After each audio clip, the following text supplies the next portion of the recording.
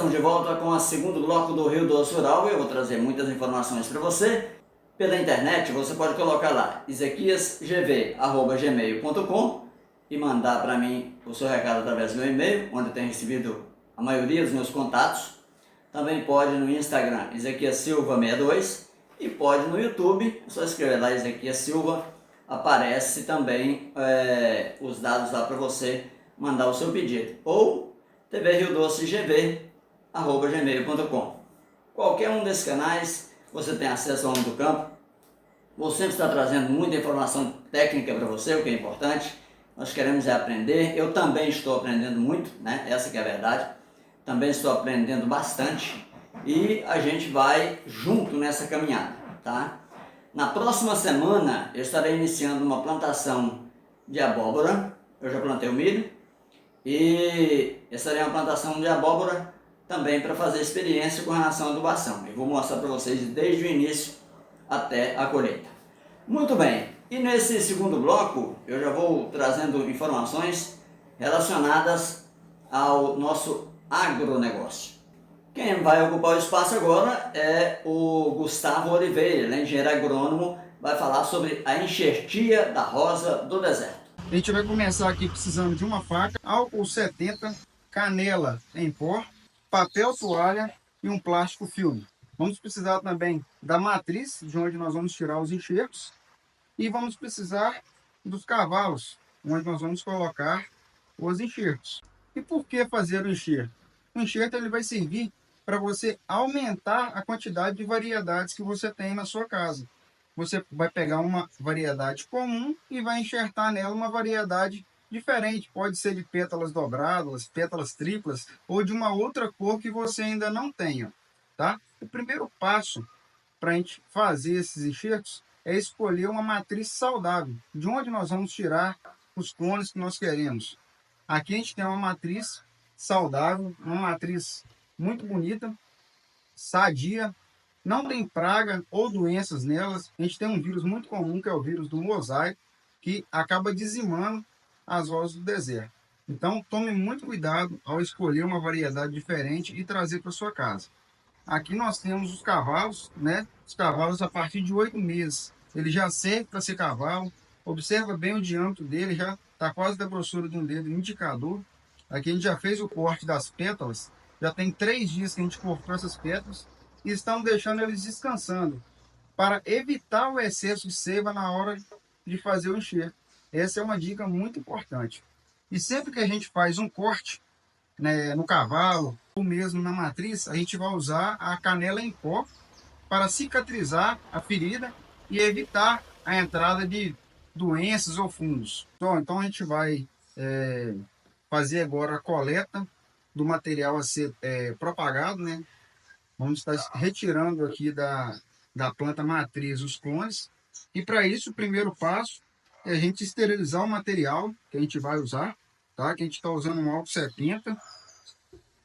Vamos limpar a nossa faca aqui, ó, para que não tenha contaminação, tá? A gente pode ter usado essa faca em alguma outra planta para não passar algum tipo de vírus ou bactéria ou alguma doença para as outras plantas. A gente sempre vai fazer essa esterilização.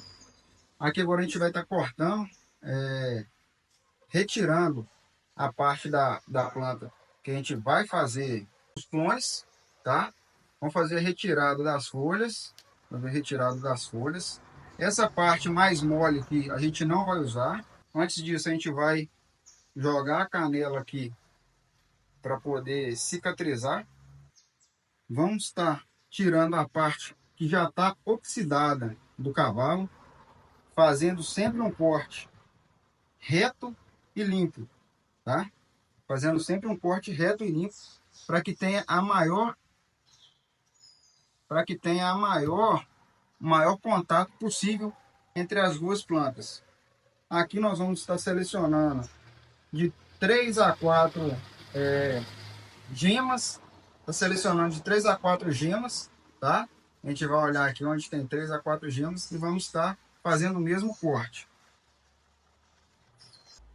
Observa sempre a posição, tá? Esse sorrisinho, a gema, tipo um sorrisinho, ela tem que estar sempre virada para cima. Vamos estar posicionando ela aqui, ó. Tá? É bem centralizada. Ela não precisa ser necessariamente do mesmo diâmetro. Quanto mais próximo, melhor, mas necessariamente não precisa. Vamos tirar aqui um pedaço do plástico filme. Segurou o plástico filme, firmou, vem até embaixo.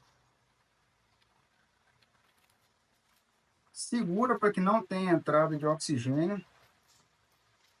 Tá? Vamos dar aqui umas 2 voltinhas. E uma amarração. Não precisa mais que isso. Tá?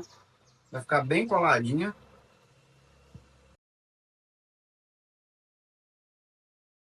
Pessoal, então resolvi aqui colocar, fazer o passo a passo de forma mais focada aqui. Vamos fazer mais 2 enxertos aqui, de forma bem mais focada. Então a gente esterilizou a faca. Vamos fazer o corte aqui da parte do clone, tá? Vamos fazer o corte aqui do cavalo, de forma bem retinha. Vamos posicionar o enxerto em cima do cavalo. Vamos pegar aqui então a fita de enxertia ou plástico de enxertia. Pode ser também um plástico filme se você não tiver essa fita aí na sua casa, tá bom? Essa é boa porque ela é mais resistente, isola bem, tá? Vamos posicionando ali de forma que ele fique bem isoladinho, tá? Que não entre oxigênio. Se você não possui uma estufa, nem um sombrite, coloque ela de forma que ela pegue apenas o sol da manhã, até umas 8 horas, 9 horas no máximo. Tá? Ela não pode ficar exposta ao sol excessivo nesse comecinho. A partir do momento, então, que ela já está mais ou menos nesse porte, que já começou a emitir brotação, aí sim ela já pode começar a ter um pouco mais de exposição ao sol. A gente tem uma aqui que a gente já fez há aproximadamente 15 dias. Observa como que o brotinho dela já rompeu o plástico, tá? Se sair algum broto lateral aqui, ó, do cavalo, vocês podem estar retirando ele, não deixa. A gente quer que a energia da planta ela venha toda pro enxerto, tá? Então ele já está saindo aqui os brotinhos, você pode deixar esse plástico, na hora que você vê que ele pegou, você pode estar tirando o plástico mais ou menos com 30 dias. A partir do momento que o enxerto já foi feito, a partir de 90 dias ela já pode estar emitindo flor, tá ok? Vamos saber da previsão do tempo? Às vezes não bate muito bem a previsão do tempo, até mesmo na televisão ou na internet, quando você lê amanhã vai chover tanto milímetro, não chove, mas não importa. A gente tem que trazer uma média e são pesquisas que a gente faz para trazer informação. Se vai acertar 100% ou não, se vai 100% é impossível, mas pelo menos 70%. Ou se não vai acertar também, tempo é imprevisível, mas a gente faz aquela tentativa de previsão. Confere aí. Muito bem, para essa segunda-feira a previsão é de 5 milímetros de chuva, uma previsão de pouca chuva, se tiver, e em locais específicos da região do Governador Valadares. A umidade relativa do ar está bem alta, mais de 51%, então está dentro da previsão também permitida e sem nenhum problema. A lua é minguante e, segundo os antigos, a lua minguante é bom para quem planta as coisas que crescem para o fundo da terra. Cenoura, batata, entre outros. Já na terça-feira, dia 6, também não há alteração. 5 milímetros de chuva de previsão e com uma temperatura bem tranquila, não havendo, portanto, uma previsão de muito alto. No máximo 33 graus aqui na região de Valadares e 57% de umidade. Na quarta-feira, dia 7, está previsto um pouquinho mais de chuva, mas a temperatura não vai ser muito alterada não. Apenas uma alteração para baixo de 29 graus, caindo em 3 graus mais ou menos. E a umidade relativa do ar continua de 57%. Já em relação à chuva, está previsto 11 milímetros. Não muda muito para quinta-feira, no dia 8, mas a previsão de chuva cai, é de 4 milímetros só. Até agora não houve previsão significativa de chuva, né? 51% a umidade relativa do ar e nós teremos aí, portanto, uma temperatura que vai variar entre 20 e 29 graus.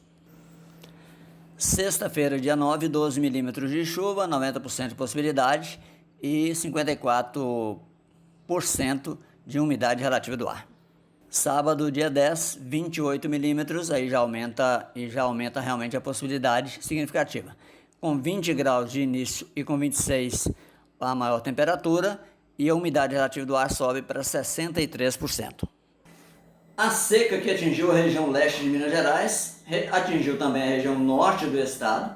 Inclusive a Emater teve que fazer uma pesquisa para poder pegar o número de proprietários rurais que estavam precisando de fazer o acerto com o banco e por isso teria uma linha de crédito diferenciada. Não é que vai acabar o débito não, tá? É que você vai ter condições melhores para pagar. E isso foi feito em todo o estado de Minas Gerais. Nós vamos trazer informações sobre isso, mas também sobre o feijão. Agora já foi a região norte do estado que recebeu o feijão. Nós trouxemos a matéria aqui também sobre a entrega do feijão na região do governador Valadares, tá? E o CNA, a Confederação Nacional da Agricultura, traz também informações com relação a essa tentativa das instituições de acertar com o governo, fazer um alinhamento daquilo que o setor está precisando devido ao sofrimento da seca. A chuva chegou, mas os problemas ficaram. Nós escolhemos o feijão porque o feijão ele é super precoce, esse feijão que nós estamos entregando. Com 75 dias os agricultores já colhem o feijão, ao contrário do milho, né, que demora mais de 4 meses para a colheita. E outra coisa, que o milho, ele também é mais ele precisa de muita água, ao contrário do feijão, né? Então o feijão ele suporta mais a seca. Então o feijão é uma variedade da Embrapa, ele é altamente produtivo, né? Essa semente que nós estamos entregando aqui, cada agricultor pode colher até 600 hectares, 600 quilos por hectare. Então eu acho que nós temos certeza que os agricultores vão ter uma colheita satisfatória que vai minimizar os efeitos da estiagem. A Emater também está auxiliando os produtores que adquiriram crédito de custeio com seguro a procurar as instituições financeiras e fazer a comunicação das perdas sofridas com a estiagem de 2023, com o objetivo de conseguir um prazo maior para pagar as instituições. A Emater está participando não só na orientação dos técnicos a como fazer a prorrogação, conforme o Manual de Crédito Rural já tem essa prerrogativa, mas também ajudando junto à Secretaria, ao Governo de Minas, a pleitear no Governo Federal uma medida provisória para anistiar e fazer esse rebate que a gente está pedindo para o Governo Federal nessa sensibilização de ajuda à superação dessa dificuldade nesse momento que, conforme o material da Emater, o diagnóstico, alcançou 326 mil agricultores familiares em mais de 241 municípios mineiros. Entregamos aqui ao ministro da Agricultura, na tarde de hoje, medidas que possam antecipar possíveis efeitos gerados pelo clima no Brasil, principalmente chuvas em excesso em algumas regiões e falta de chuva em outras regiões. E é claro que são medidas necessárias no sentido de que possa haver uma renegociação de dívidas com dívidas vencidas, prorrogação de prazo de dívidas que possam vencer, antecipação também de recursos do pré-custeio e uma antecipação na discussão do Plano Safra do próximo ano.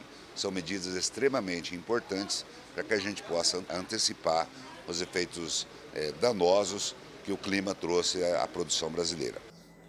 O tomateiro ele é realmente um desafio para quem quer plantar, porque ele é muito exigente, às vezes tem que colocar um pouquinho mais de cálcio para poder ele ficar durinho e não deixar com que as pragas ataquem, não pode jogar água na folha, uma série de cuidados que a pessoa tem que ter. Mas eu convoquei para dar informação sobre o plantio do tomateiro e os cuidados com ele, a Érica Kenton, que já foi apresentada aqui no programa e é realmente muito competente. Ela é horticultora, ela é especialista, ela é da área e ela também faz a chamada agricultura compartilhada, ou seja, a agrofloresta. Então confira aí agora. Quero começar falando que é normal o seu tomateiro ficar parecido com esse. Tá vendo? Isso aqui é o resto de uma folhinha que tinha aqui crescendo. Aqui dá pra ver uma maior, ó. A gente podou para vocês enxergarem melhor. Mas aqui ainda tinham várias dessas folhas nesse processo de ficar velha mesmo. Ela vai ficando velha, ela começa a secar as pontas até que ela seca por inteira e acaba caindo. Do mesmo jeito que os frutos vão amadurecendo de baixo para cima, as folhas também vão caindo de baixo para cima. O tomateiro não é uma planta muito adaptada ao clima do Brasil. Acontece que o tomateiro é uma planta que gosta de muito sol sobre ele, gosta de um clima mais fresco, nem calor demais, porque ele não é uma planta de um calor extremo, ele sofre com o calor e ele também não gosta de frio demais.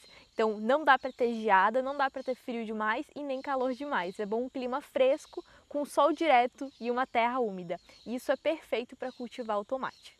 Acontece que o mês de março, que é o mês passado, foi muito chuvoso. Choveu praticamente todos os dias e a terra ficou praticamente encharcada. Ao invés de estar úmida, ela ficou o tempo todo molhada e isso é muito prejudicial para o tomate, principalmente quando ele está na fase dos frutos. Quando chove demais e o tomateiro já está com frutos, pode ser que a gente perca toda a nossa colheita se você não souber esse truque, esse segredo que eu vou te ensinar. Quando o tomateiro recebe água demais, quando ele está com os frutos, o que acontece é isso aqui.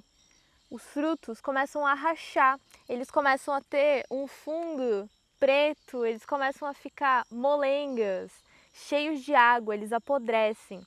Isso é porque tem água demais para esses tomateiros conseguirem crescer bem. E para isso não acontecer, você precisa seguir essas dicas que eu vou te dizer. Primeiro, a mais importante de todas, escolher um tipo de tomate que é mais resistente, que vai crescer melhor aonde você está. Então, dependendo da sua região, da época do ano, vai ter algum mais adaptado. Esse aqui, por exemplo, se é o tomatinho cereja, no lugar desse, que tem os tomatinhos menores, e é uma planta naturalmente mais resistente, é um tipo de tomate que a gente nem precisa fazer estaca, não precisa amarrar ele e manter ele amarrado para ele produzir. Isso quer dizer que é uma planta muito mais forte. Então você pode escolher um tomate tipo tomate cereja para plantar ao invés desse aqui. Outros dois truques que andam meio que juntos, que é você plantar o tomate em vaso. Quando você planta qualquer planta em vaso, você tem um maior controle sobre o tipo de substrato, o tipo de terra que você vai estar dando para essa planta, a quantidade de água que ela vai receber, a quantidade de sol, porque ela está móvel, né? Você pode mover o vaso de um lugar para o outro. Então você controla muito mais ao que essa planta está exposta, você oferece o que ela precisa para crescer. E junto com isso, você também pode dar um espaço para ela crescer, com uma estufa, por exemplo, um viveiro, um lugar em que o ambiente é totalmente controlado. É muito comum pessoas plantarem os tomates em estufas, porque aí você pode plantar tanto no verão quanto no inverno, porque não tem chuva demais, porque é você que irriga, e também não tem calor demais ou frio demais, porque você está controlando essa temperatura. O último e mais importante truque é não deixar faltar cálcio para o seu tomateiro. O cálcio e o tomateiro tem que estar sempre juntos aí, porque é um nutriente muito importante para deixar a planta durinha. Faz com que os insetos, as pragas não consigam furar ela, porque ela está resistente, a sua estrutura está bem firme. Esse nutriente é muito parecido com o potássio, do K, do NPK, esse último K significa potássio. Então é muito parecido o cálcio e o potássio na planta, eles são responsáveis por deixar a planta mais durinha. E por que a gente precisa que a planta fique durinha? Imagina agora, nesse período de chuva, de tanta água, se eu tivesse dado mais cálcio para esses tomateiros, eles não iam sofrer tanto, eles não iam estar tão rachados, porque o cálcio ajuda a planta a se manter mais firme, regula melhor o quanto de água vai ter nesses frutos.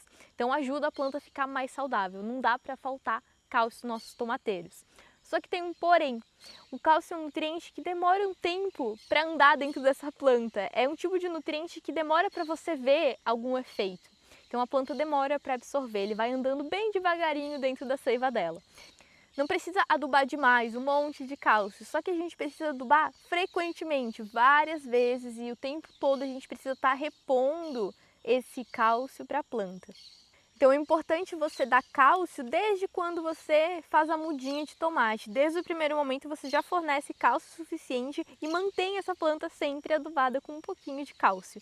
E da onde que você consegue esse cálcio? É muito simples, casca de ovo. Quem não tem em casa casca de ovo? Essa aqui foi triturada no liquidificador, rica em cálcio, a gente fornece um pouquinho para as plantas, coloca junto no vaso, coloca junto aqui no canteiro e já está suficiente. É só colocar um pouquinho mesmo. Não tem uma medida específica porque depende quanto cálcio já tem na sua terra, quantas vezes você já adubou, qual o tamanho da sua planta, qual o tamanho do seu vaso, são muitos poréns. Mas é importante você sempre colocar um pouquinho e voltar a colocar frequentemente para não faltar. Além disso, você também consegue cálcio no humus de minhoca. As minhocas produzem cálcio. Esse humus aqui é da minha composteira. Olha só que lindão. E aqui também tem bastante cálcio, além de ter também alguns pedacinhos de casca de ovo que também veio para compostagem. Outras formas de você fornecer cálcio para o seu tomateiro é dar adubos, qualquer tipo de adubo que tenha o símbolo Ca, isso quer dizer cálcio. Estamos encerrando o segundo bloco do Rio Doce Rural. Aqui na TV Rio Doce, mas eu volto daqui a pouquinho, só vou tomar aquele café, relaxar um pouquinho, tomar uma água. Melhor coisa para garganta é água, né? E quando a gente passa por um resfriado forte, a gente sabe que a garganta fica meio prejudicada. Então, a água é muito bom, limãozinho na água de manhã cedo, isso aí eu já estou fazendo, né? Mas vamos que vamos, tá? Daqui a pouquinho eu estou de volta.